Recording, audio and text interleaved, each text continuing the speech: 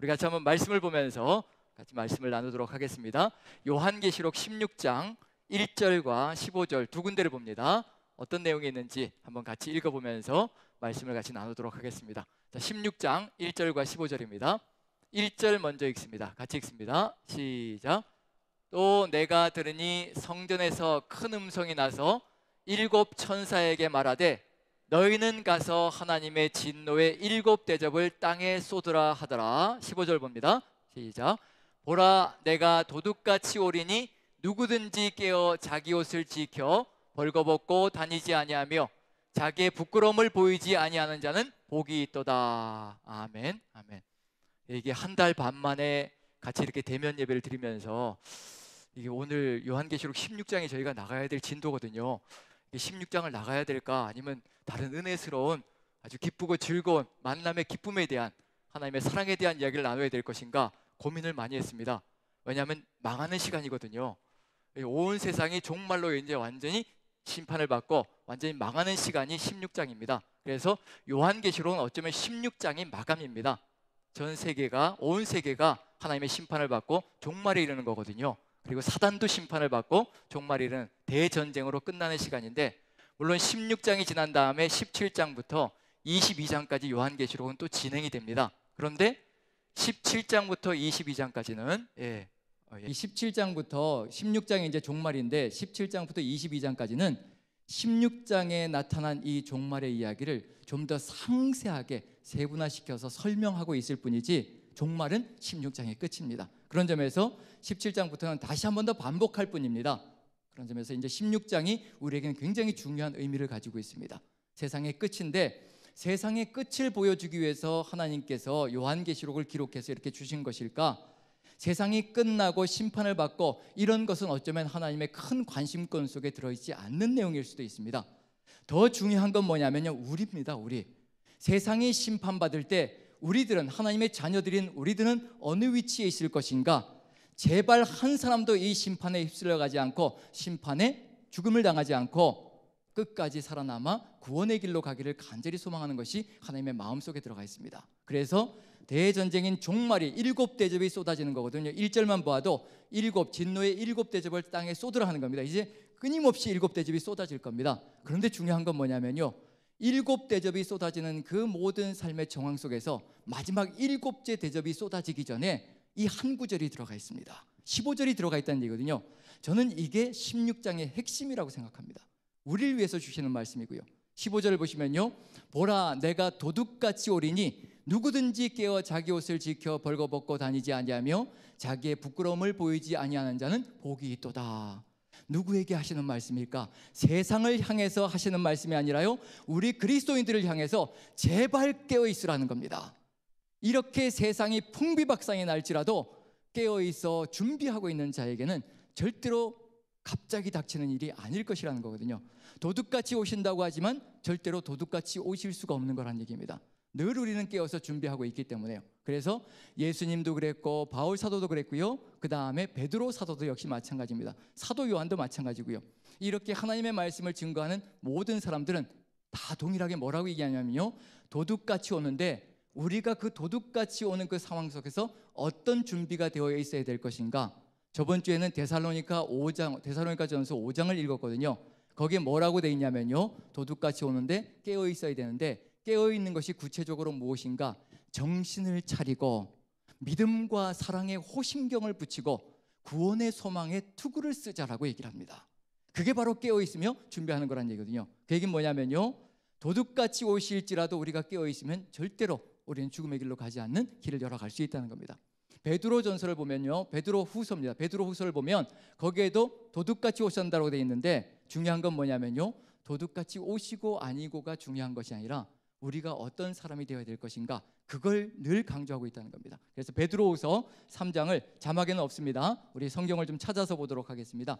신약성경 386쪽입니다. 386쪽 베드로후서 3장 10절부터 보는 겁니다. 신약성경 베드로후서 3장, 혹시 성경을 못 가지고 오신 분들은 잘 들어주시면 될 것 같습니다. 베드로후서 3장 10절부터 다 찾으셨으면 요즘 하도 편리한 세상이 되어서 요즘은 성경을 안 찾아도 그냥 통독이 저절로 이루어지고 가만히 들어 누워 있어도 그냥 저절로 통독이 되고요. 다 읽어주니까요. 그러다 보니까 성경을 우리가 스스로 찾지 않는 이런 시대가 되다 보니까 이렇게 찾을 때 좀 시간이 오래 걸리기도 합니다. 어쨌든 자 3장 10절을 봅니다. 10절 같이 한번 읽습니다. 10절 같이 시작. 그러나 주의 날이 도둑같이 오리니 그날에는 하늘이 큰 소리로 떠나가고 물질이 뜨거운 불에 풀어지고 땅과 그 중에 있는 모든 일이 드러나리로다. 베드로 사도도 역시 마찬가지로 종말에 대해서 얘기합니다. 요 몇 구절이 뭐라고 생각하냐면요, 요한계시록을 단 4절에 축약시켜 놓은 겁니다. 저는 이게 요한계시록의 핵심이라고 생각하고요. 그런데 이렇게 도둑같이 오시는데 그 다음에 정말 하고 싶은 얘기는 뭐냐면요, 11절입니다. 이겁니다. 11절 같이 한번 읽어보죠. 시작. 이 모든 것이 이렇게 풀어지리니 너희가 어떠한 사람이 되어야 마땅하냐? 거룩한 행실과 경건함으로. 이게 핵심입니다. 너희가 이렇게 도둑까지 오시고 종말이 이루어질 터인데 너희가 어떠한 사람이 되어야 마땅하겠느냐? 어떠한 사람이 마땅히 되어야 되겠느냐? 깨어서 기도하고 준비하고 우리가 마땅히 되어야 될 삶, 마땅히 이루어가야 될 삶, 그걸 얘기하고 있는 중입니다. 그게 뭐라고 얘기하느냐면요, 거룩한 행실과 경건함으로. 그 다음에 12절 같이 읽습니다. 12절 13절 같이 읽죠. 시작. 하나님의 날이 임하기를 바라보고 간절히 사모하라.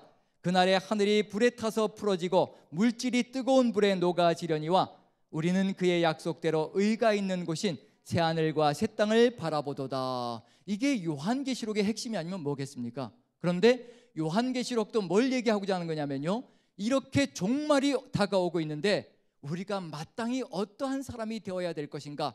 이제 마지막 7 대접이 쏟아지는 이 순간에도요, 한 절을 집어넣어서 우리가 어떠한 존재가 되어야 될 것인가를 얘기하고 계시는 중입니다. 우리가 초점을 맞춰야 될 것이 바로 이겁니다. 도둑같이 오시지만 우리가 누구든지 깨어서 옷을 지키며 벌거벗고 다니지 않는다면 자기의 부끄러움을 보이지 않는 자는 복이 있을 것이라. 그러면 이제 우리가 살펴봐야 될 건 뭐냐면요, 세상이 종말로 오는데 그 징조들을 보면서 정말 깨어서 준비하는 것이 무엇인지, 어찌하면 깨어 있을 수 있는지, 그리고 우리가 옷을 벗지 않고 입은 상태로 벌거벗은 상태가 되지 않는 것은 어떻게 살아가는 것인지, 그걸 이제 구체적으로 요한계시록은 또 보여줄 겁니다. 그걸 우리가 알면 이제 그렇게 준비해 나가면 된다는 얘기거든요. 이제 그걸 가지고 가는데요. 자, 7 인이 지나갔고요. 7 나팔이 지나갔고요. 이제 7 대접장이 쏟아질 준비가 되어 있습니다. 마지막인 거죠. 인과 나팔과 대접. 자, 첫 번째 인이 떼어진다는 건 뭐냐면요, 역사가 시작되어진다는 겁니다. 인이 떼어졌다는 얘기는 이제 역사가 출발선에 들어갔다는 얘기고요. 하지만 끝은 아니라는 얘기입니다. 시작이 이루어졌다는 겁니다. 한마디로 얘기하면 하나님의 백성의 역사가 시작되어졌다는 것을 의미하는 겁니다. 세상이 시작되었다는 의미가 들어가 있는 거고요. 그런 점에서 이는 이미 떼어졌습니다. 그런데 잘못 살고 있는 사람들 때문에 하나님께서 끊임없이 뭘 불어주셨냐면요, 경고의 나팔 소리를 불어주셨습니다. 구약 성경에도 늘 나팔은 울려 퍼졌습니다. 이스라엘 민족이 살아가면서 말씀대로 살지 않자 하나님께서 누구를 보내시냐면요, 선지자들을 끊임없이 보내시고 또 보내셔서 나팔을 불어주시는 겁니다. 그렇게 살다가는 죽는다, 그렇게 살다가는 망한다, 그렇게 해서 끊임없이 경고의 나팔을 울려 퍼뜨리는 겁니다. 그리고 무엇을 얘기하냐면요, 회개하라는 겁니다. 회개하고 돌이키지 않으면 죽는다는 얘기고요, 회개하고 돌이키면 사는 길로 간다는 겁니다. 그래서 선지자들이 끊임없이 나팔을 불었습니다. 제가 담임자가 되기 전에 또 끊임없이 여러분들 앞에서 나팔을 불어주셨던 분이 계셨죠. 누구이신가요? 나팔수 우리 강승구 목사님. 강승구 목사님의 호가 나팔수 아니었던가요? 벌써 다 잊으셨나요? 이렇게 사람들이 정이 없어서야. 나팔수 맞으시잖아요. 13년 동안 나팔을 불어주신 겁니다. 경고의 나팔을 부신 겁니다. 그 경고를 듣고 돌이키면 하나님의 뜻을 받들어 살아가는 것이고요. 13년 동안 불어주셨으니 우리는 다 준비가 되었다고 생각이 되어집니다. 그래서 말씀을 받을 준비도 이루어졌다고 생각되고요. 그게 바로 구약 성경 속에서 선지자들이 했던 일들인데, 에스겔 선지자가 바로 그와 같은 사명을 맡은 사람 중에 한 사람입니다. 에스겔에게 나팔을 불라라고 얘기를 하시는 거죠. 그런데 나팔수의 책임은 뭐냐면요, 하나님께서 불라고 하면 최선을 다해서 나팔을 부는 겁니다. 그런데 나팔을 불었을 때 사람이 회개하든지 회개하지 않든지는 나팔수의 책임이 아닙니다. 나팔수는 뭐만 하면 되냐면요, 하나님께서 명령하실 때 나팔만 열심히 잘 불어대면 되는 겁니다. 멈추라면 멈추고 불라면 불면 되는 겁니다. 그 다음에 그 경고의 나팔 소리를 듣고 누가 움직여야 되는 건가요? 바로 나팔 소리를 들은 사람들이 움직여야 된다는 얘기거든요. 지금 우리 시대에도 재난경보가 끊임없이 울려 퍼지는데 재난경보를 울리고 그리고 빨리 대피하라고, 빨리 피해야 된다라고 끊임없이 얘기하는데도 대피하지 않으면 누구 책임인가요? 나팔을 부는 사람의 책임인가요? 움직이지 않은 사람의 책임인가요? 이것처럼 우리 시대에도 이런 일들은 벌어질 수 있다는 얘기거든요. 그래서 선지자들을 보내고 또 보내셔서 나팔을 부셨는데 결국 이스라엘 민족이, 북이스라엘은 끝까지 안 듣다가 먼저 망했고요, 남유다도 끝까지 듣지 않다가 결국은 망하는 길로 갑니다. 그때 마지막에 어떤 일이 벌어진지 한번 말씀을 봅니다. 자, 열왕기하 21장 12절 13절 보시면 하나님께서 나팔을 그렇게 불어서 경고를 했는데 움직이지 않고 말을 듣지 않자 이렇게 말씀하십니다. 같이 한번 읽어보죠. 시작. 그러므로 이스라엘의 하나님 여호와가 말하노라, 내가 이제 예루살렘과 유다에 재앙을 내리리니 듣는 자마다 두 귀가 울리리라. 내가 사마리아를 잰 줄과 아합의 집을 다림보던 추를 예루살렘에 베풀고 또 사람이 그릇을 씻어 엎음같이 예루살렘을 씻어 버릴지라. 나팔이 온 다음에 나팔 소리도 듣지 않으면 결국 뭐밖에 남은 것이 없다는 얘기인가요? 무엇을 뒤집는 것밖에 남은 것이 없다는 얘기인가요? 그릇을 뒤집어서 모든 것을 멸망의 길로 가게 만든다는 것. 그릇을 뒤집으면요, 그 안에 있던 것이 다 쏟아지게 되어 있습니다. 끝이라는 얘기를 하고 있는 중입니다. 그럼 결국은 먼저 인을 떼고요, 그 다음에 나팔을 불고요, 마지막에 나팔의 경고 소리를 듣지 않으면 마지막엔 뭐밖에 없다는 얘기인가요? 뭐를 엎는다는 얘기인가요? 그릇을, 대접을 엎는 겁니다. 그래서 인과 나팔과 그 다음에 대접재앙이 오는 겁니다. 그럼 이제 대접재앙 7개는요 이제 모든 것이 끝장났다는 거, 이제 뒤집어 엎으면요 이제 아무도 막을 자가 없다는 거, 그게 바로 대접재앙의 의미라는 겁니다. 그게 신속하게 벌어질 터인데 이 7 대접재앙을 우리가 이해하기 위해서는 무엇을 먼저 봐야 될 필요가 있냐면요, 7 나팔을 이해하면 7 대접을 쉽게 이해할 수가 있습니다.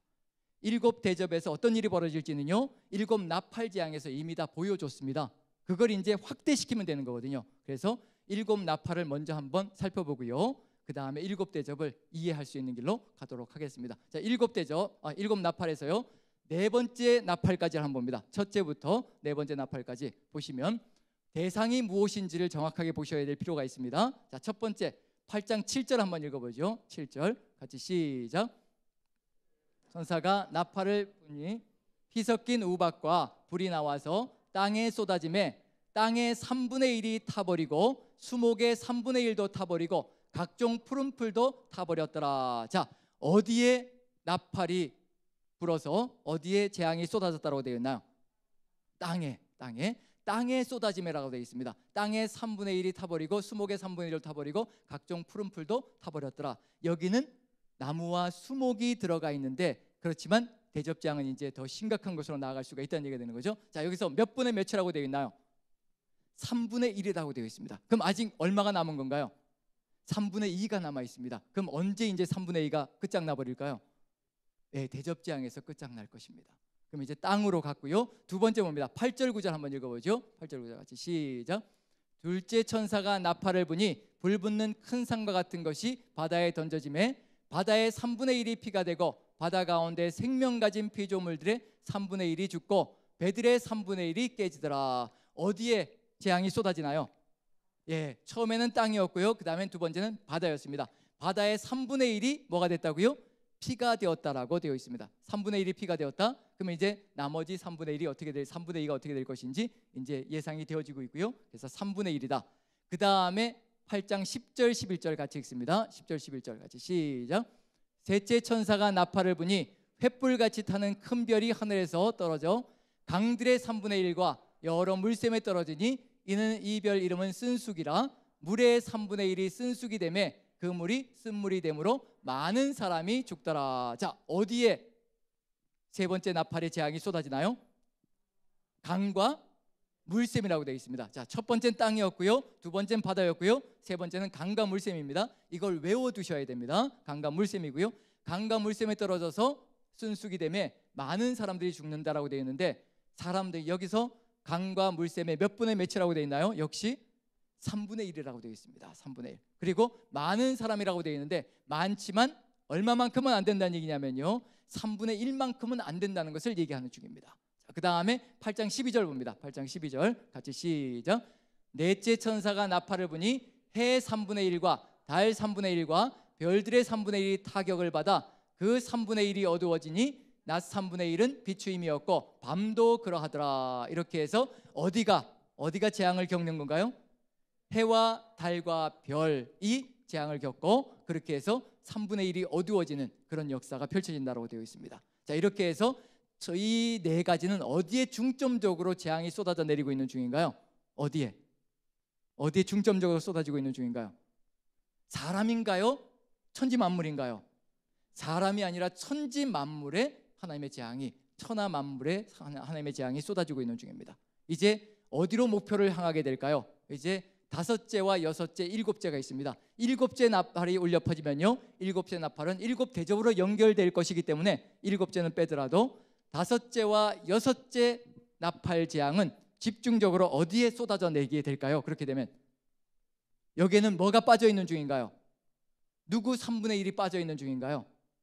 사람 3분의 1이 빠져 있습니다. 그러면 이제 천지 만물 3분의 1이 이렇게 망가졌다면 이제 어디로 넘어가야 될 것이냐면요, 사람 3분의 1로 분명히 넘어가야 될 겁니다. 사람 3분의 1이 죽는 것으로. 그래서 다섯 번째 나팔 재앙은요, 이제 황충이 무저갱에서 올라와서 이제 5달 동안 사람을 괴롭히기만 하는 것, 죽이진 않습니다. 5달 동안 괴롭히기만 하는 것이 바로 다섯 번째 나팔 심판이고요. 그 다음에 여섯 번째 나팔 심판이 울려 퍼질 때 2만만의 마병대가 나타나서 결국 몇 명의 사람을 죽이느냐면요, 사람의 3분의 1을 죽인다라고 되어 있습니다.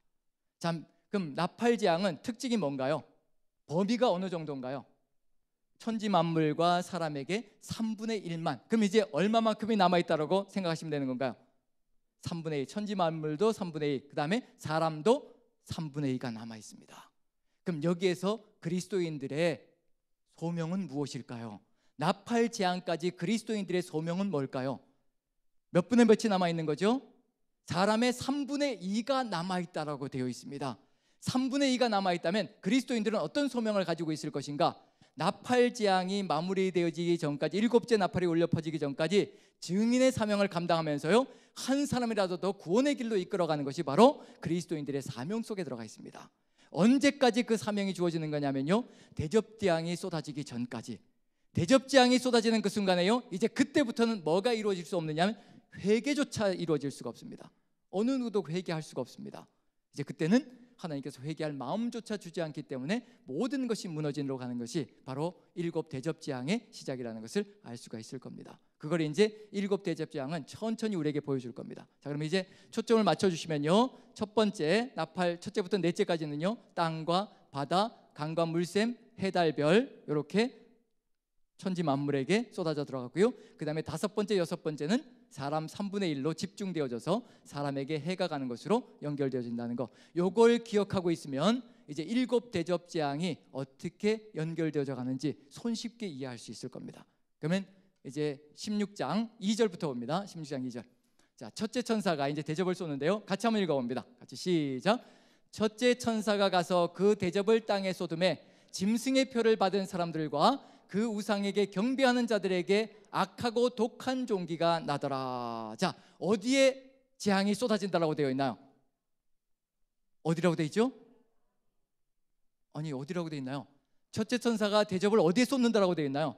땅에 쏟는다라고. 이제 나팔 재앙하고 연결시키라고 말씀드렸죠. 땅에 쏟습니다. 땅에는 사람들이 살고 있기 때문에 여기서 이제 목표가 뭐냐면요, 일곱 대접 재앙은 주로 사람에게 초점이 맞춰지기 시작합니다. 사람이 해를 당하기 시작한다는 얘기거든요. 그런데 중요한 건 우리는 거기에 포함되지 않을 겁니다. 누가 여기에 포함된다라고 되어 있나요? 땅에 쏟으니까 누구에게요? 짐승의 표를 받은 사람들과 그 우상에게 경배하는 자들에게 악하고 독한 종기가 난다라고 되어 있습니다. 누구에게 모든 초점이 맞춰지냐면요, 온 세상의 악인들에게 모든 초점이 다 맞춰지는 겁니다. 그러면 이제 우리는 다 해방되어지는 역사가 펼쳐지는 거죠. 자, 그럼 이제 한번 우리가 해방될 수 있을지 아닐지 한번 손을 들어서 한번 알아보도록 하겠습니다.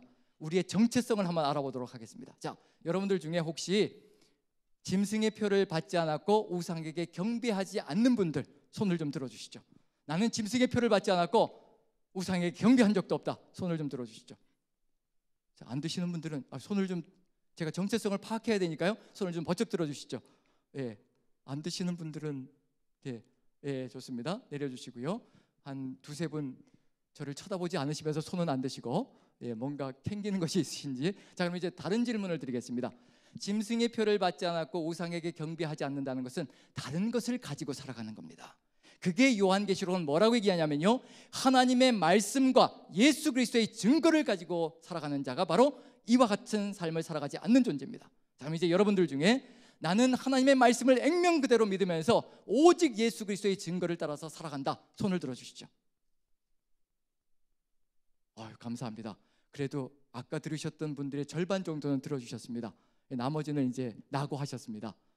자, 이 얘기는 무슨 얘기냐면요, 두 개가 똑같은 질문입니다. 똑같은 질문인데 한쪽에서는 손을 들 수 있고 한쪽에서는 손을 들 수 없다는 얘기는 뭐냐면요, 우리가 혼돈하고 있다는 얘기입니다. 지금 짐승의 표를 받지 않고 우상에게 경배하지 않는다는 것은 오직 하나님의 말씀과 예수 그리스도의 증거를 가지고 살아가는 삶을 살아가고 있다는 것을 얘기하고 있는 중이거든요. 이 두 가지는 같은 겁니다. 그런 점에서 지금 우리가 가져가야 될 삶의 길이 무엇인가, 여기 이렇게 7 대접이 쏟아지면서요, 무엇을 인식하게 만들어주는 중이냐면요, 우리는 어디에 위치하고 있는지 보라는 것을 얘기하고 있는 중입니다. 지금 이것을 누구에게 읽어주고 있는 중이냐면요, 세상 사람들이 요한계시록을 읽는 것이 절대 아니란 얘기입니다. 바로 우리에게 주신 말씀이거든요. 우리가 지금 짐승의 표를 받지 않고 우상에 경배하지 않고 살아가고 있느냐, 그리고 하나님의 말씀과 예수 그리스도의 증거만 가지고 살아가고 있느냐, 우리가 어떻게 걸어가고 있느냐, 그걸 보기 위해, 보여주기 위해서 바로 이 말씀을 주고 있다는 점에서 지금 우리의 정체성이 무엇인지, 우리가 어떻게 살아가고 있는지 다시 한번 마음을 다잡아야 될 때가 바로 지금 시점이란 얘기입니다.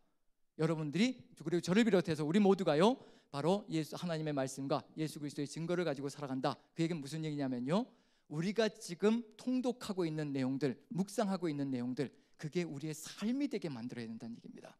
그것만 이루어진다면요, 우리는 어떤 쪽으로 질문을 하든지 간에 손을 번쩍 들면서 나는 그렇게 주님과 함께 동행하고 있습니다, 확신 있게 손을 들 수 있을 겁니다. 그게 바로 우리의 삶이 되어야 된다는 거. 이제 올 1년이 마감되면서 통독이 끝나고 나면 이제 12월 31일 날 손을 한번 들어보십시다 하면 이제 전부 다 어떻게 될까요?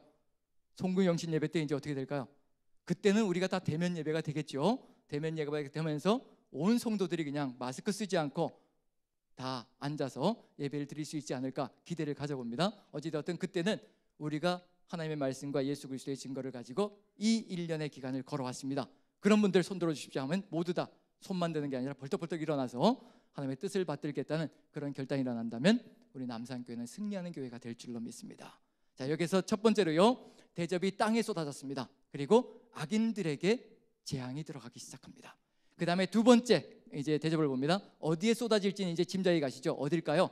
땅 다음에, 이제 짐작을 하시면 되는 겁니다. 그 다음에 3절을 봅니다. 3절 같이 읽습니다. 시작. 둘째 천사가 그 대접을 바다에 쏟음에 바다가 곧 죽은 자의 피같이 되니 바다 가운데 모든 생물이 죽더라. 3분의 1이 죽었었는데 모든 생물이 죽더라. 이제 우리가 삶을 기반으로 두고 살아가는, 바다에 얼마나 먹을 것들이 많습니까? 삶의 기반을 두고 살아가는 모든 것들이 다 일순간에 다 사라져버린 그런 역사가 펼쳐진다는 것을 얘기하고 있는 중입니다. 바다의 소돔에 바다가 이렇게 되었다고 얘기합니다. 바다가 피가 되었다. 자, 첫 번째 대접을 쏟았더니 땅에 쏟아져서요, 독한 종기가 생겼다라고 얘기를 했고요. 그 다음에 두 번째 대접을 바다에 쏟았더니 바다가 피가 되었다고 얘기합니다. 어디서 많이 본 것 같지 않으시나요? 어디에서 본 것 같으신가요? 출애굽기 몇 가지 재앙이죠? 10가지, 7가지 재앙이라고 그러실 줄 알고 10가지 재앙이죠. 10가지 재앙 사건 속에 이 내용이 다 들어가 있습니다. 7 대접에 들어가 있는 수많은 내용들이요, 10가지 재앙 속에 또 여기 누구 같은 영이라고 사단과 그리고 짐승과 짐승의 선지자가 무슨 영이 입에서 나온다고 되어 있냐면요, 개구리 같은 영이라고 합니다. 왜 개구리 같은 영이라고 할까? 그게 바로 출애굽기의 10가지 재앙과 연결시키고 있는 중입니다. 그럼 무슨 얘기냐면요, 출애굽기의 10가지 재앙은 누구를 향해서 쏟아지고 있는 중이냐면요, 이스라엘 민족을 괴롭히고 고통스럽게 만들었던 애굽이라는 제국을 향해서 쏟아졌습니다. 그럼 여기에서 이제 이 7 대접은 어디를 향해서 쏟아지고 있는 중인가? 이 재앙은 누구를 향해서 쏟아지고 있는 중인가? 하나님의 백성인 그리스도인들을 끊임없이 괴롭히고 핍박하며 박해했던 세상에 쏟아진다는 점에서요, 이제 하나님의 역사가 확대되어져서 출애굽기는 애굽이라는 제국 하나에게 쏟아졌다면요, 이제 요한계시록은 온 세상을 향해서 하나님의 심판과 징계가 쏟아진다는 그런 확대가 들어가 있는 겁니다. 그런 점에서 세상의 끝이라는 것, 하지만 우리 하나님은 전능자로서 동일하신 분이라는 것을 분명히 보여주고 있는 중입니다. 자, 그렇다면 이제 어떤 느낌이 들까요? 10가지 재앙에서 만물을 움직이고 있습니다. 물이 피가 되고요, 개구리가, 그리고 이가, 그 다음에 또 파리가, 이런 천지 만물이 하나님의 명령에 의해서 움직이고 있습니다. 그럼 하나님이 누구이시란 얘기인가요? 천지 만물을 창조하신 창조주란 얘기입니다. 절대 주권자라는 것을 분명히 얘기하고 있는 중입니다. 하나님께서 이렇게 만물을 움직여서 심판과 징계를 쏟아붓는다는 얘기는 뭐냐면요, 우리 하나님이 전능자이시라는 것을 분명히 보여주고 있고요, 천하 만물이 하나님의 손안에 있다는 것을 그대로 보여주고 있는 중입니다. 우리는 누구만 따라가면 된다는 것을 얘기하고 있는 중이냐면요, 하나님만 믿고 하나님만 따라가면 된다는 것을 그대로 보여주고 있는 중입니다. 세상은 아무것도 할 수가 없습니다. 하나님께서 이 천지 만물을 움직여서 심판을 쏟아부을 때요, 세상은 아무것도 할 수 없습니다. 바로가 아무것도 할 수 없었듯이 세상도 아무것도 할 수 없습니다. 그 아무것도 할 수 없는 그 세상을 붙들고 살겠다고 끊임없이 거기에 빌붙어서 살아가는 것, 그것처럼 어리석은 인생이 어디 있겠습니까? 지금 우리가 그런 세상에 붙어서 살아가려고 한다면요, 당장 떨어져 나와야 되는 겁니다. 정신을 차리고요, 깨어 있어서 당장 떨어져 나와야 되는 겁니다. 그렇지 않으면 우리도 같이 이와 같은 길 속에서 휩쓸려 죽음으로 갈 수밖에 없다는 것을 보여주고 있는 중입니다. 자, 그 다음에 세 번째는 당연히 이제 어디에 쏟아질까요? 자, 땅이었고 바다였습니다. 그 다음에는 어디일까요? 물과 강과 어디죠? 강과 물샘. 예, 강과 물샘 맞는지 한번 봅니다. 자, 4절 같이 읽어봅니다. 4절 같이 시작. 셋째 천사가 그 대접을 강과 물 근원에 쏟음에 피가 되더라. 아까는 나팔 재앙에서는 뭐라고 돼 있나요? 강과 어디라고 돼 있었죠? 물샘이라고 돼 있었는데 여기 뭐라고 돼 있나요? 물 근원. 그럼 이게 같은 건가요? 다른 건가요? 네, 같은 겁니다. 헬라어 원어가 같은 건데 같은 사람이 번역했으면 같은 단어로 번역해 줘야 되는데 거기서는 물샘이라고 하는 경우는 물근원이라고 해놓고 이렇게 다른 말로 번역해 놓으면 우리를 헷갈리게 만드는 거죠. 그래서 좋은 번역은 거기가 물샘이면 여기도 물샘으로, 왜냐하면 헬라어 원어가 같기 때문에 같은 단어로 번역해 줘야 돼요. 그래서 강과 물샘의 쏟아짐에 뭐가 되었다고요? 피가 되었다라고 되어 있습니다. 그러면서 이제 이 피가 되었는데 이것을 무엇이라고 얘기하냐면요, 5절, 6절, 7절 이제 이런 내용이 들어가 있습니다. 이 내용이 뭘 보여주냐면요, 하나님을 향한 칭송이 들어가 있습니다. 자, 한번 읽어봅니다. 5절 같이 읽어보죠. 시작. 물을 차지한 천사가 이르되 전에도 계셨고 지금도 계신 거룩하신 이여 이렇게 심판하시니 의로우시도다. 여기까지만 읽어보죠. 이 심판이 의롭다라고 얘기를 합니다. 왜 의롭다라고 얘기하는 것일까요? 의로운 것은 무엇일까요? 정의와 공의는 무엇일까요? 정의와 공의, 정의와 공의. 우리가 생각하는 정의와 공의는 무엇일까요? 정의와 공의. 자, 얘기해 주시죠. 정의와 공의. 내가 한 만큼 받는 게 정의와 공의가 아닌가요? 내가 죄를 저지른 만큼 거기에 벌을 받는 것이고 내가 선행을 한 만큼 또 복을 받는 것이고 그게 바로 정의와 공의라는 얘기거든요. 그런데 우리가 살아가는 세상은 어떤가요? 죄를 지은 만큼 벌을 받나요? 안 받나요? 예, 안 받아보셔서 예, 지금 이 세상 속에 지금 권력을 가지고 있는 사람들, 아빠 찬스하고 엄마 찬스 쓰고 있는 권력자들 어떤가요? 그 자녀들 정말 제대로 벌을 받고 있는 중인가요? 아닌가요? 예, 정의와 공의를 믿고 있는 중이시군요.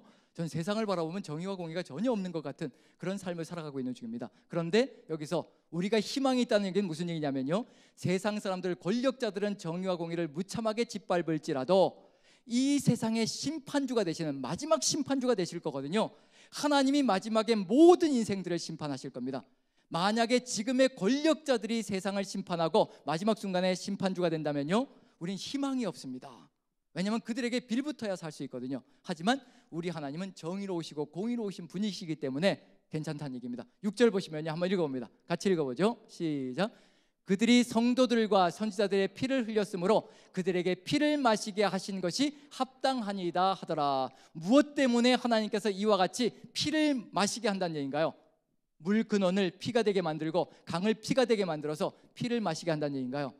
이들이 선지자들과 하나님의 백성들의 피를 흘리게 만들었기 때문에 그 피를 마시게 한다는 겁니다. 그게 하나님의 공의란 얘기가 되는 거죠. 자, 그런 점에서 이제 출애굽기에서 바로가 나일강이 피가 되었잖아요.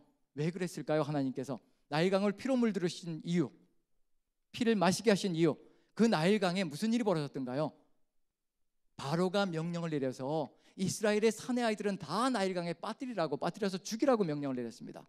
죽음이 가득 들어찬 그 강을 피로 물들여서 결국 바로가 피를 마시게 만드는 것, 그리고 또 바로가 한 것처럼 나일강에서 이스라엘 어린아이들을, 사내 아이들을 수장시켰다면요, 홍해에서 애굽의 그 장정들을 수장시켜 버리시는 하나님, 동일하게 똑같이 공의롭게 심판하신다는 얘기거든요. 그게 하나님의 심판입니다. 그러면 이제 우리에게 만약에 하나님께서 이와 같이 7절까지 같이 한번 읽어봅니다. 같이 시작.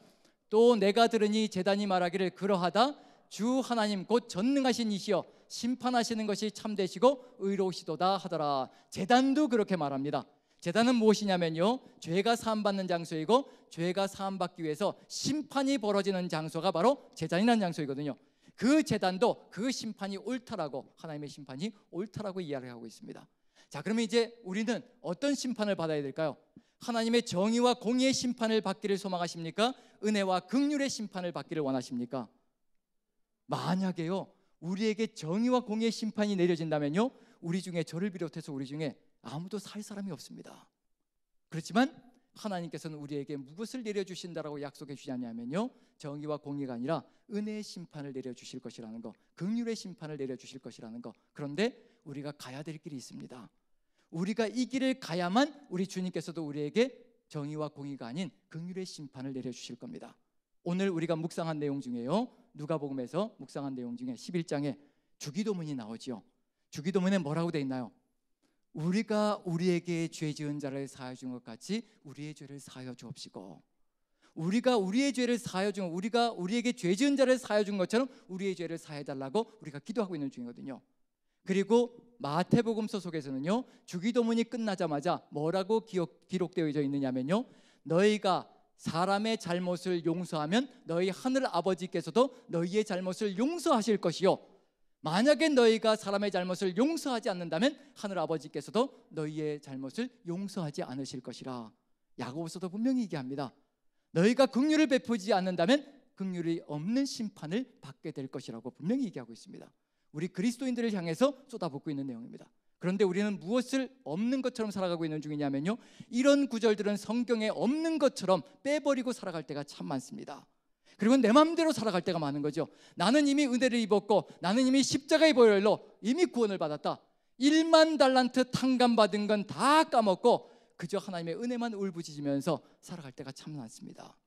1만 달란트 탕감받았으면요, 이제 나한테 100데나리온 빚진 사람 정도는요, 눈 깜짝한 것도 없이 아무 일도 아닌 것처럼 용서할 수 있어야 되는 것이 바로 우리가 살아가야 될 삶의 길이라는 겁니다. 엄청난 용서를 받았거든요. 1만 달란트는 이건 비용으로 환산하기도 힘든 돈입니다.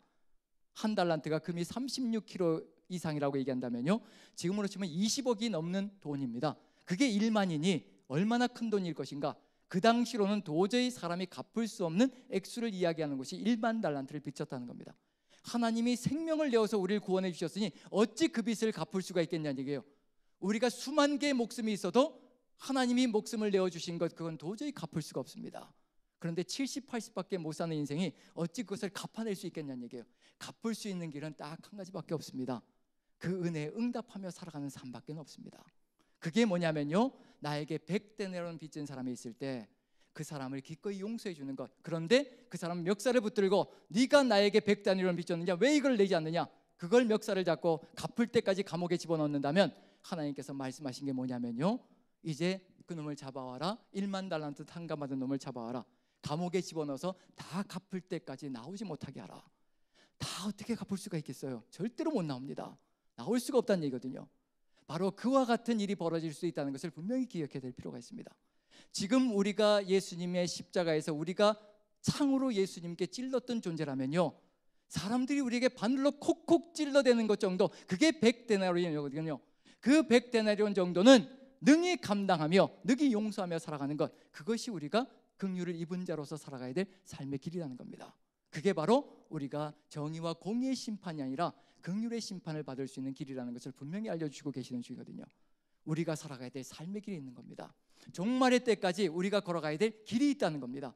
그게 바로 은혜 받은 자가 걸어가야 될 삶의 길이라는 것을 마음에 새긴다면요, 우리가 지금 대접이 쏟아지든 뭐가 쏟아지든 상관하지 않고 우리는 주님과 함께 담대하게 걸어갈 수 있는 삶을 살아갈 겁니다. 이게 세 번째 대접이 쏟아졌을 때고요. 그럼 이제 네 번째 대접은 어디에 쏟아질까요? 네 번째 대접은요, 자, 땅과 바다와 강과 물샘이 나왔습니다. 그럼 이제 네 번째 대접은 당연히 하늘의 해, 달, 별, 이제 그게 나오겠죠. 그 다음에 8절 봅니다. 8절 9절 같이 한번 읽어보죠. 같이 시작.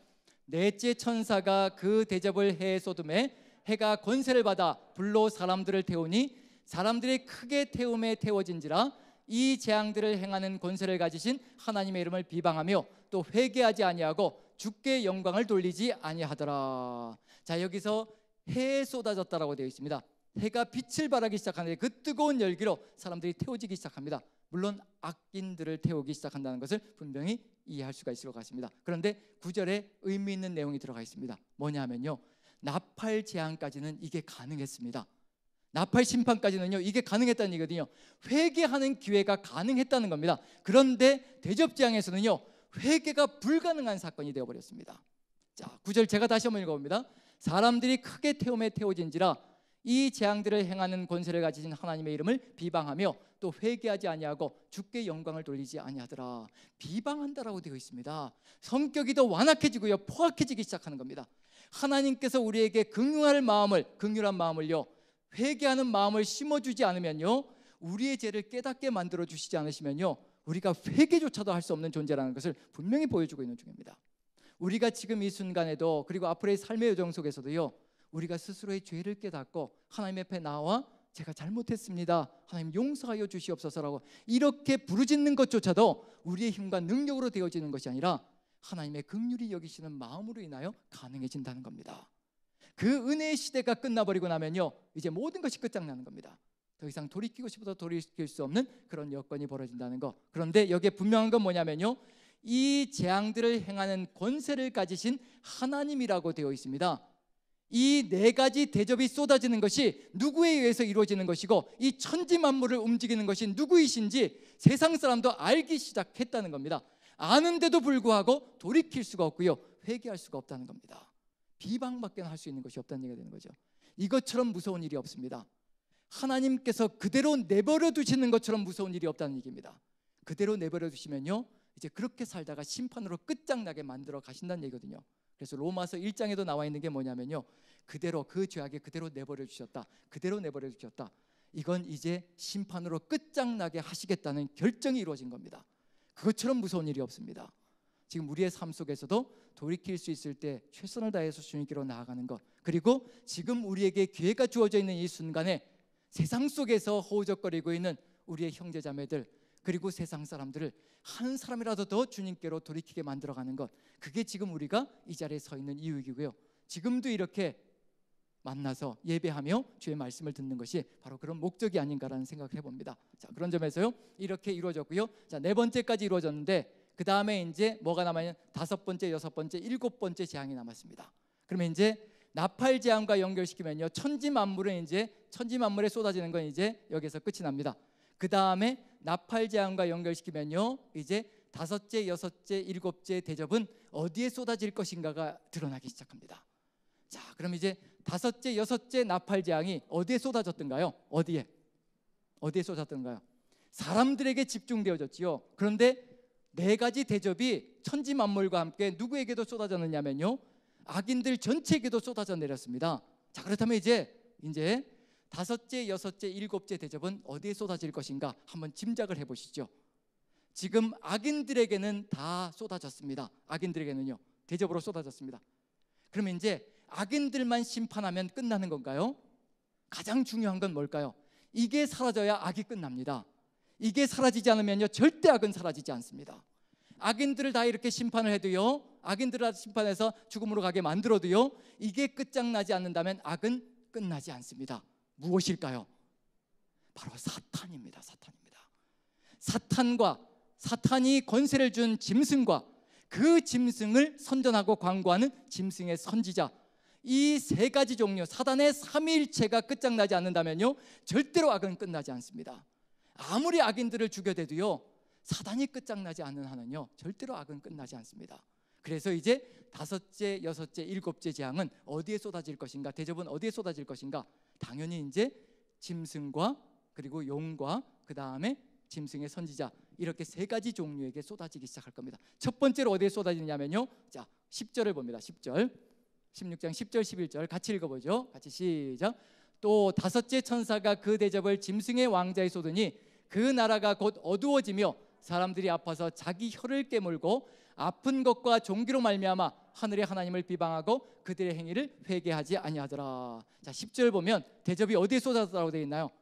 짐승의 왕자에 쏟아졌다고 되어 있습니다. 짐승의 왕자는 누가 권력을 준 것이냐면요, 용이, 사단이 권세를 주어서 세상을 호령하게 만들었습니다.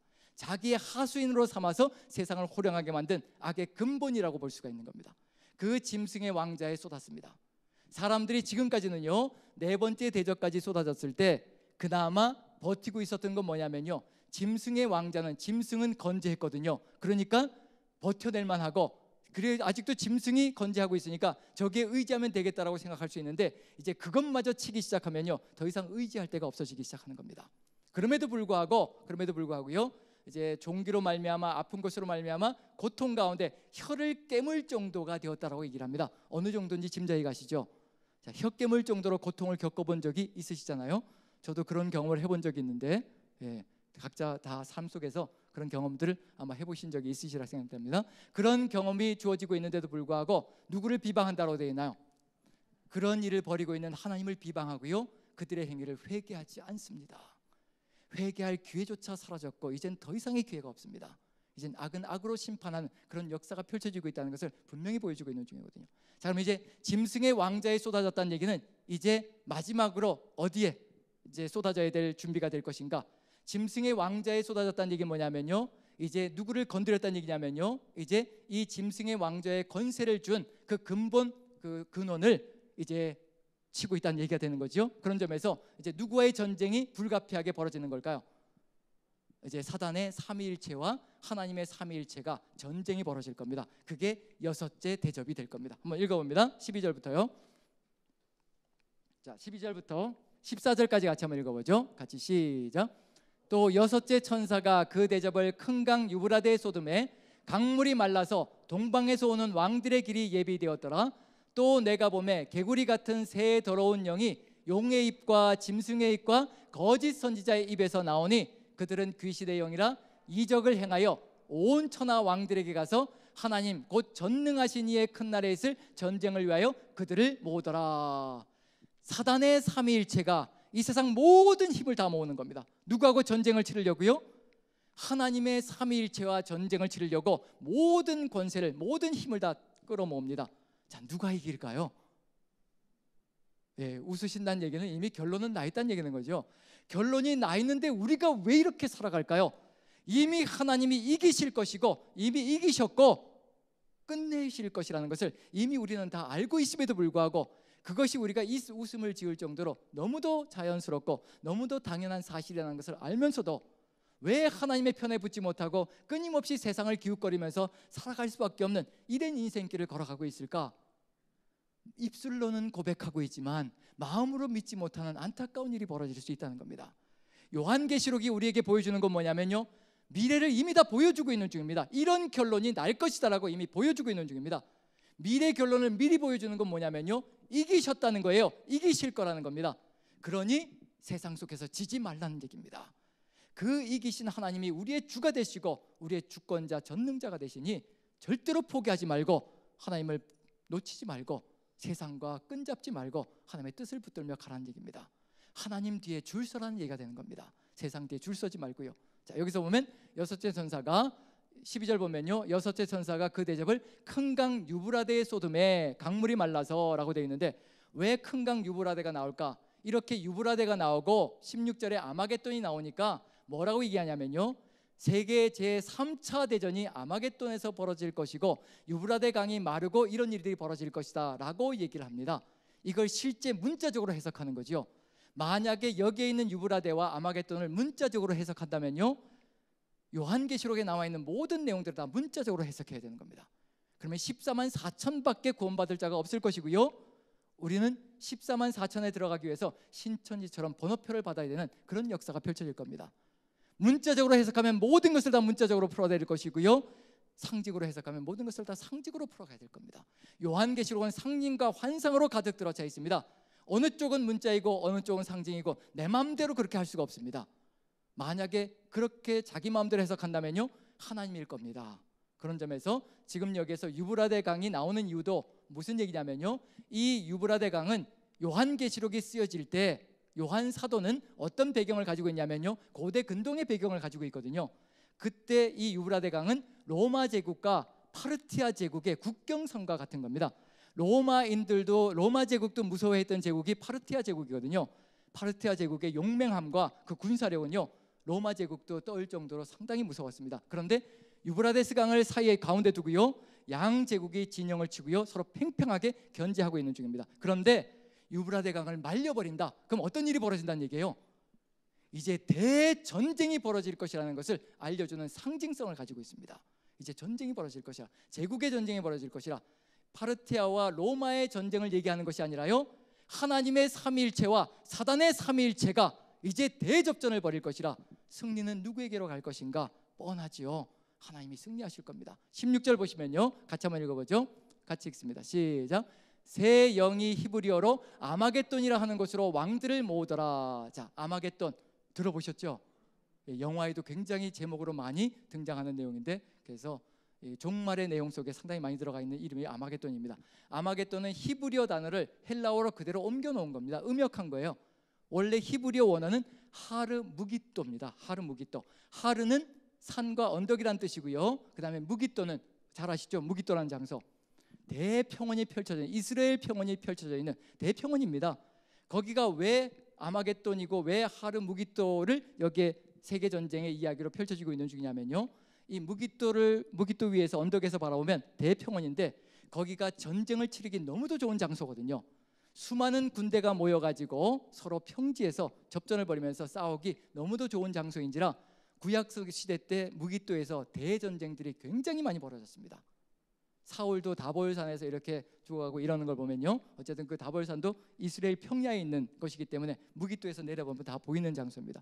그리고 또 요시야 왕도 애굽에 누구를 막다가 이 무기또에서 전사하는 일이 벌어지는 거죠. 그래서 대전쟁들이 무기또에서 벌어졌기 때문에 이 요한 사도는 이제 그런 전쟁의 의미를 가지고, 상징성을 가지고 바로 아마겟돈, 하르무기또에서 바로 이와 같은 대전쟁이 벌어질 것이다 라고 얘기하는 것이지, 실제적인 장소를 의미하는 것은 절대 아닙니다. 그래서 3차 대전이 아마겟돈에서 벌어진다, 무기또에서 벌어진다, 혹시 그런 얘기를 하면 그냥 이단이거니 생각하시고 쫓아갈 필요도 없고요, 생각할 필요도 없습니다.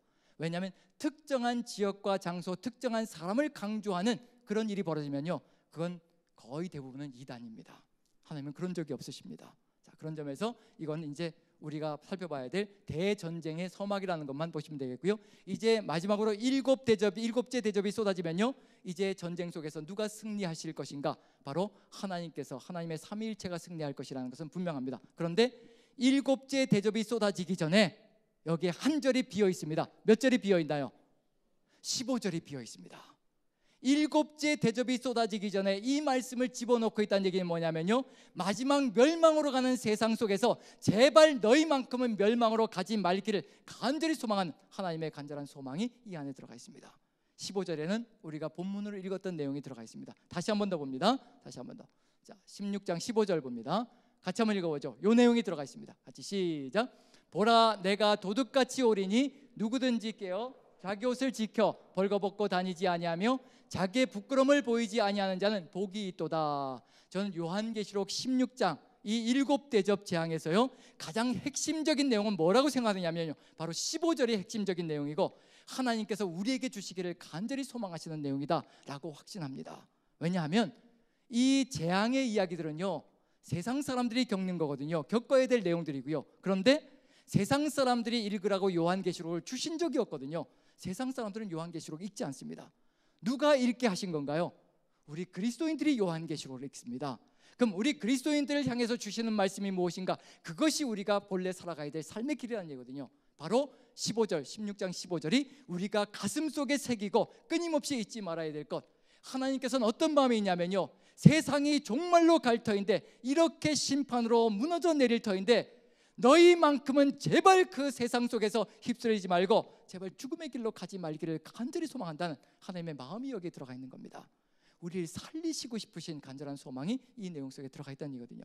그래서 신약 성경 속에 항상 종말의 이야기, 도둑같이 오신다, 깨어있어라 라는 얘기가 나오면요, 거기에 항상 무슨 내용이 들어가 있냐면요, 이렇게 살아가야 한다라는 내용이 분명히 들어가 있습니다. 그게 우리가 살아가야 될 삶의 길이거든요. 자, 여기에도 한번 읽어봅니다. 어떤 내용인지 봅니다. 이게 우리가 마음에 새겨야 될 것이라고 한다면요, 다른 건 다 필요 없습니다. 대접장이 얼마만큼 많이 신속하게 쏟아지는지 상관없습니다. 우리는 새하늘과 새 땅을 바라볼 것이기 때문에 그렇습니다. 이렇게만 살아가면 된다는 걸 얘기하고 있는 중입니다. 자, 두 가지가 들어가 있는데요. 자, 도둑같이 오시는데 첫 번째로 어떻게 살아가야 된다고요? 도둑같이 오시는데 깨어서 있어야 된다는 거 첫 번째고요. 도둑같이 오시니까 깨어 있어야 된다는 거 첫 번째고요. 두 번째는 뭔가요? 깨어서 뭘 지켜야 된다고요? 옷을 지켜 벌거벗고 다니지 않는 것. 이 두 가지입니다. 첫 번째로 깨어 있는 것, 그 다음에 두 번째는 자기 옷을 지켜서 벌거벗고 다니지 않는 것. 그럼 이제 이게 분명해야 되겠죠. 깨어 있는 것은 도대체 어떻게 하면 깨어 있을 것이고, 깨어 있는다는 것은 무엇인지, 그 다음에 또 벌거벗고 다니지 않는다는 것. 우리 이 세상 사람 중에 벌거벗고 다니는 사람들이 어디 있겠어요? 다 옷 입고 살잖아요. 그런데도 불구하고 그걸 얘기하는 게 아니라는 얘기가 되는 거죠. 그런 점에서 이 두 가지인데, 이미 우리 주님께서 이 두 가지를 다른 곳에서 말씀하신 적이 있습니다. 다시 얘기해 주시는 겁니다. 마지막 7째 대접이 쏟아지기 전에 다시 한 번 더 부연 설명하고 있는 중입니다. 다시 한 번 더 경고를 주시는 거고, 다시 한 번 더 권면하시는 겁니다. 어디에 또 나왔을까요?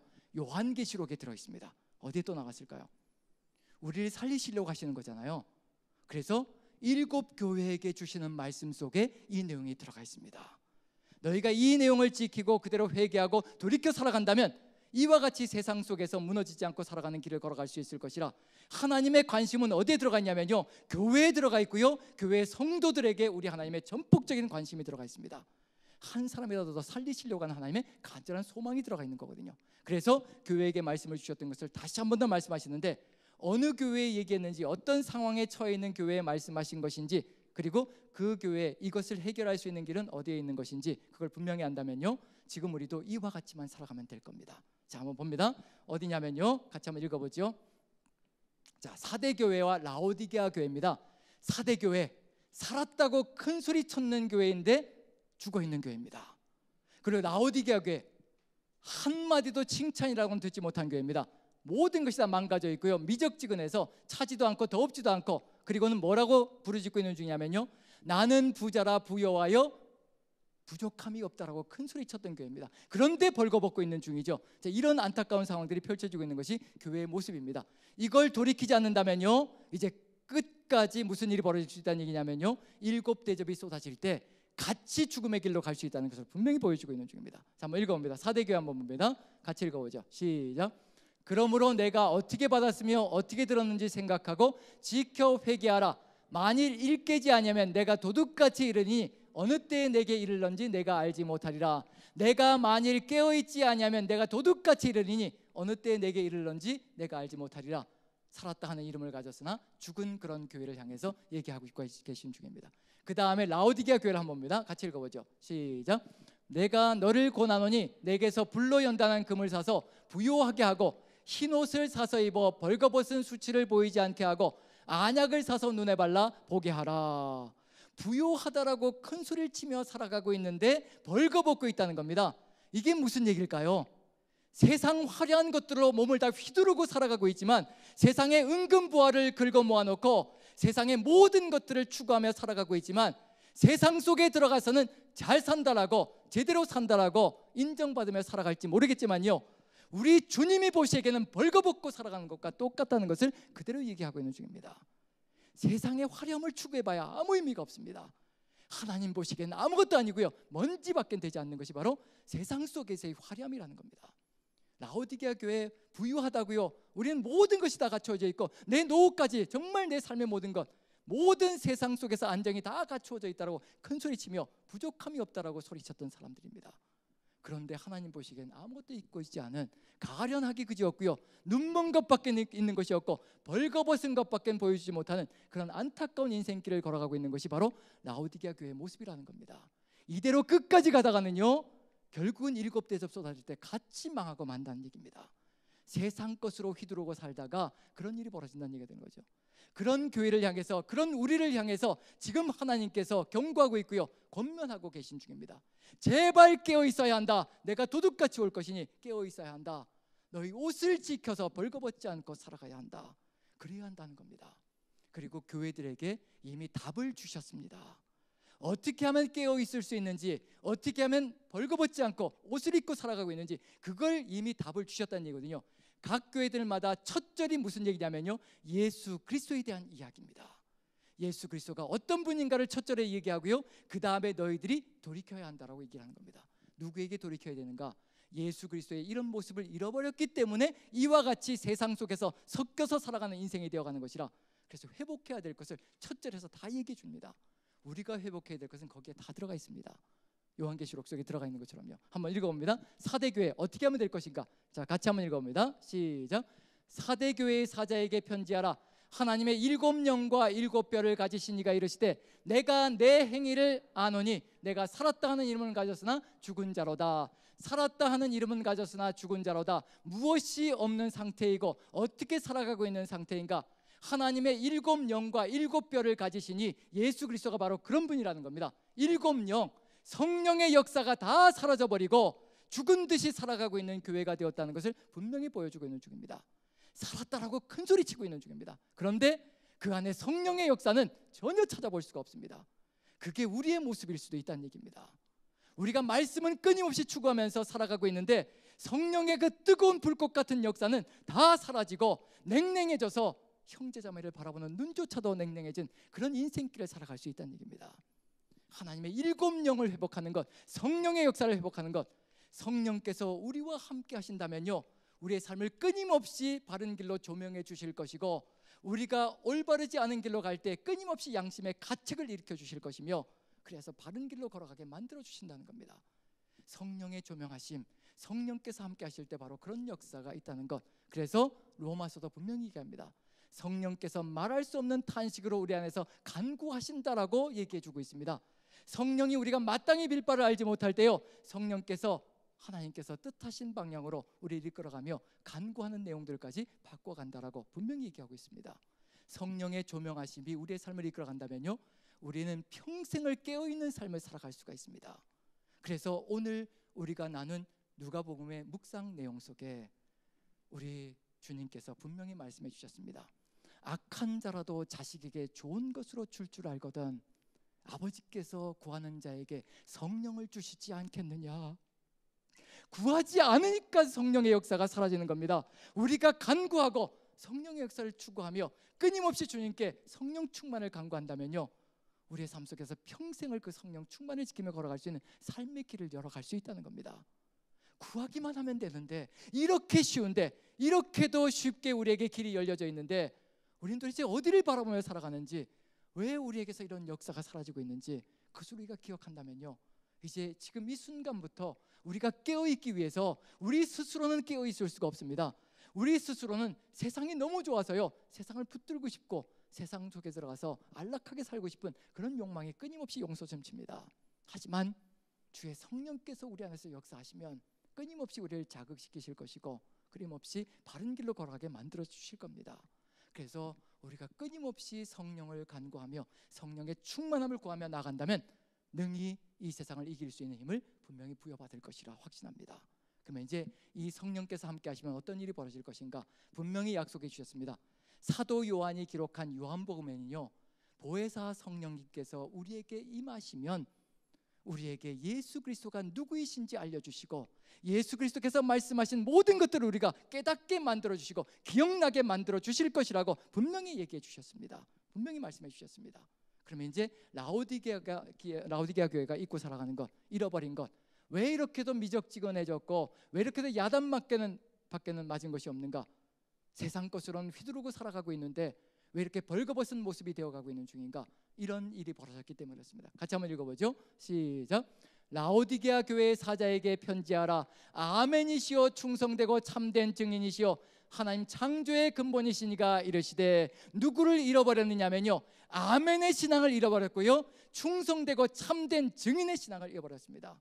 아멘의 신앙이 뭔가요? 하나님의 말씀을 아멘하며 살아가는 것. 그 다음에 충성되고 참된 증인이 뭔가요? 예수 그리스도의 증거의 삶을, 예수 그리스도의 증인의 삶을 살아가는 것. 하나님의 말씀과 예수 그리스도의 증거를 가지고 살아가는 그 삶이 이루어져야 되는데 그걸 다 버리고 살아가고 있는 중입니다. 창조의 근본이신 이를 잃어버리고 살아가고 있는 중입니다. 어떻게 회복해 나갈 수 있을 것인가? 바로 우리 주님을 붙들면 된다는 것을 분명히 얘기하고 있는 중입니다. 이 상황 속에서 우리가 깨어있고 그리고 또 예수 그리스도로 옷 입는 비결이 무엇인가를 분명히 보여주고 있는데, 우리의 삶 속에서 말씀으로 아멘의 신앙을 회복하고요, 그 다음에 예수 그리스도의 삶을 우리의 삶으로 이끌어가며 주님의 뒤를 따라간다면 하나님께서 역사하시기를 원하시는 창조의 역사가 우리의 삶 속에서도 그대로 펼쳐질 것이라는 것을 알려주고 계시는 중입니다.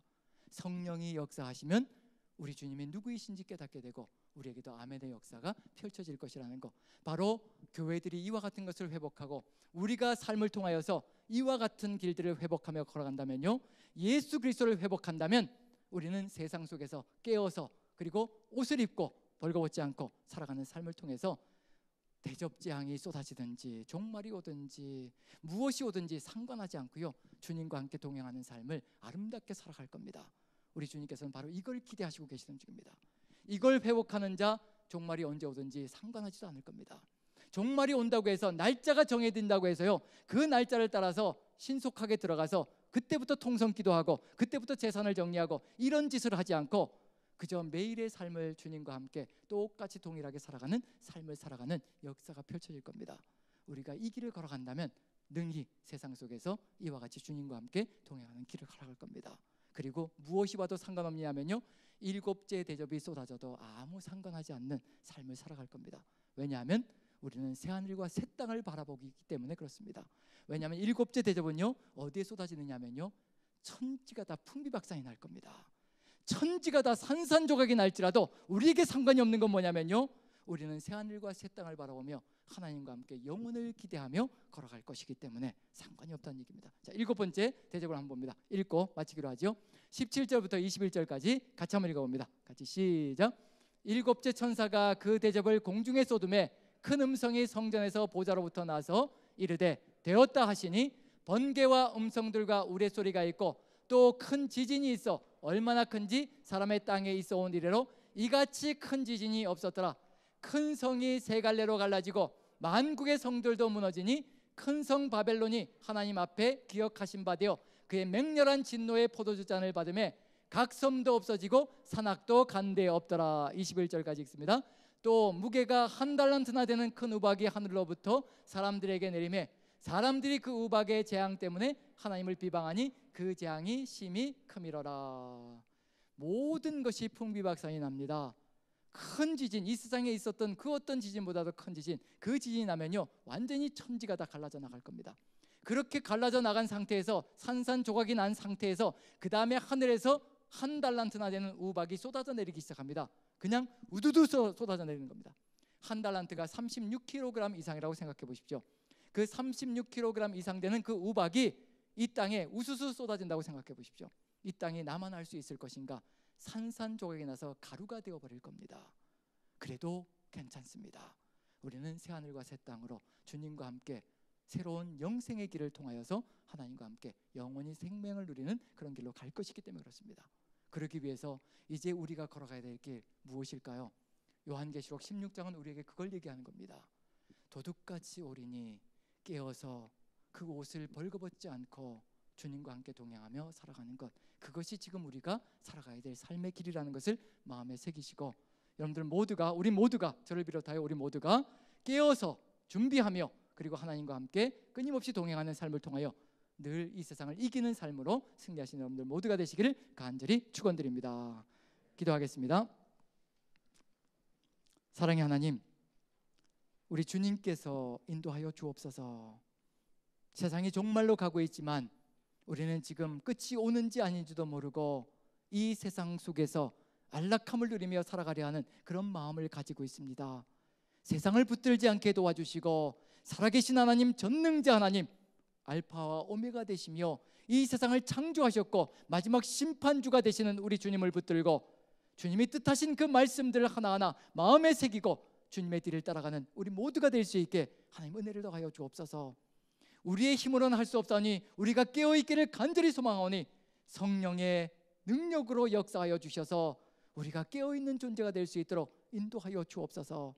그리고 아버지, 이 세상 옷을 입는 것이 아니라 세상의 화려함으로 옷을 입는 것이 아니라 예수 그리스도로 옷 입고 주님과 함께 동행하는 삶을 통하여서 오직 하나님의 말씀과 예수 그리스도의 증거를 가지고 평생을 살아가는 우리 모두가 될 수 있도록 주께서 함께 하시고 은혜 가운데 붙들어 주시옵소서. 오늘도 내일도 모레도 끊임없이 주님 동행하시며 이끌어 가실 줄로 믿고 우리 구주 예수 그리스도 존귀하시는 받들어 감사하며 기도합나이다.